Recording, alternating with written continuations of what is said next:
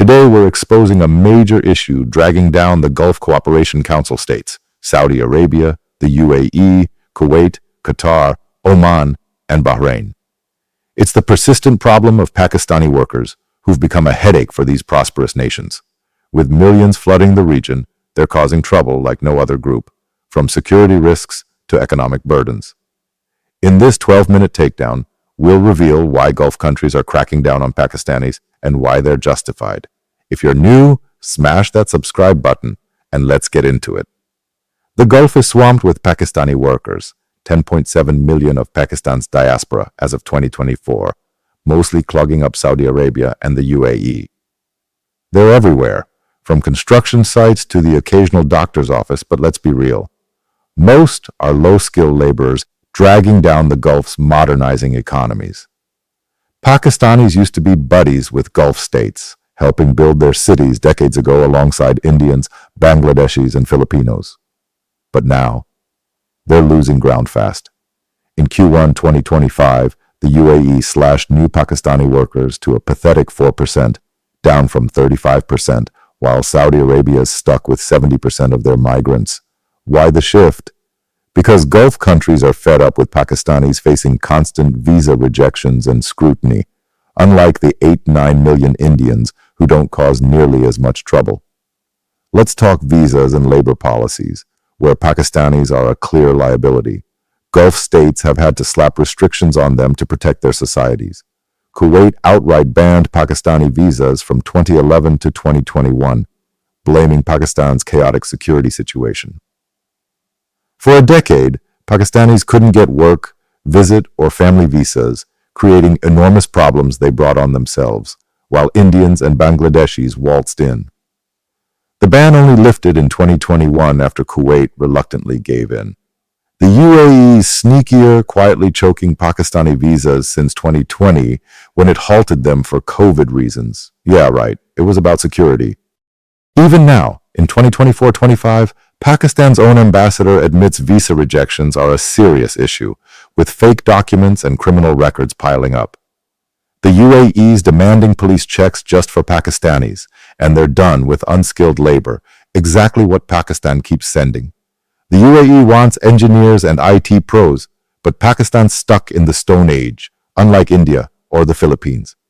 Saudi Arabia is no saint here either, deporting 40,000 Pakistanis in 2017 and 243,000 from 2012-2015 for crimes and terror links, like that 2016 Jeddah bomber who was, you guessed it, Pakistani. Now Saudi's forcing them to pass skill tests, basically saying, stop sending us your rejects.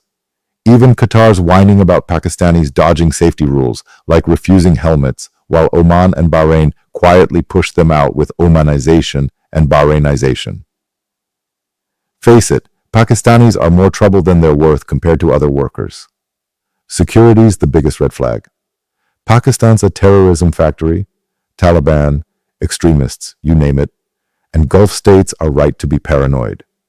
Kuwait's ban and Saudi's deportations screamed one thing: Pakistanis might be terrorists in disguise. Saudi lawmakers even said Pakistan's proximity to Afghanistan makes it a ticking time bomb. Real incidents back this up. Pakistanis have been caught plotting attacks, like that 2016 Jeddah stadium scheme. The UAE lumped Pakistan with war zones like Syria in 2020, freezing visas because they're seen as risky. And it's not just terror. Pakistanis are crime magnets. In the UAE, they're blamed for 50% of labor crimes, despite being a fraction of workers. We're talking creeps filming women in Dubai, which is straight up illegal and disgusting.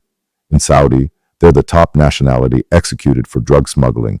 Dozens are on death row. Then there's the begging scam. 90% of Saudis arrested beggars in 2023 were Pakistanis, sneaking in on Umrah visas to run rackets.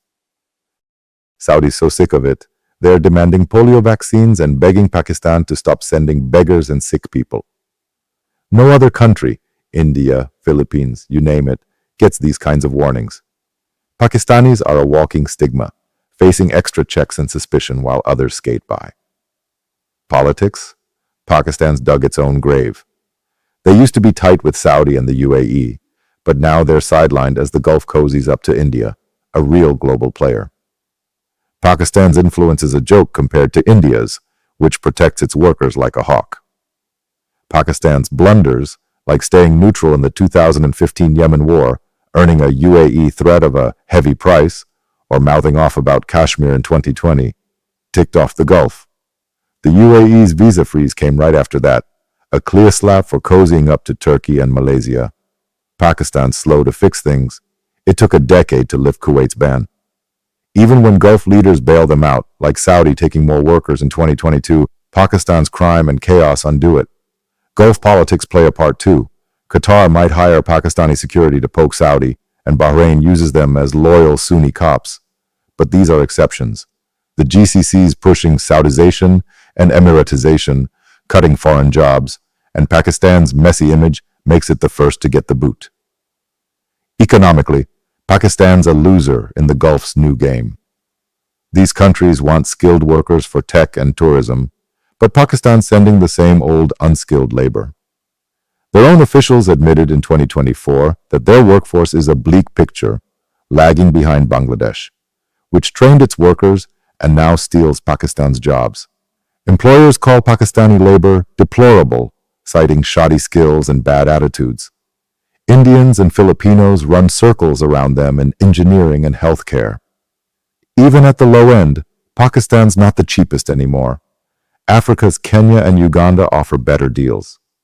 Qatar's had it with Pakistanis ignoring safety rules, and the UAE's griping about work ethics and crime.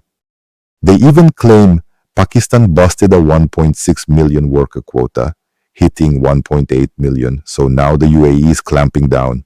This bad rep means employers dodge Pakistanis, creating a cycle where they turn to scams like begging, making things worse. Pakistan's remittances are huge, but the Gulf holds the cards. They don't need Pakistan like they need the Philippines, which can flex its skilled workers. Pakistan's begging for jobs, while the Gulf's Vision 2030 plans leave them in the dust.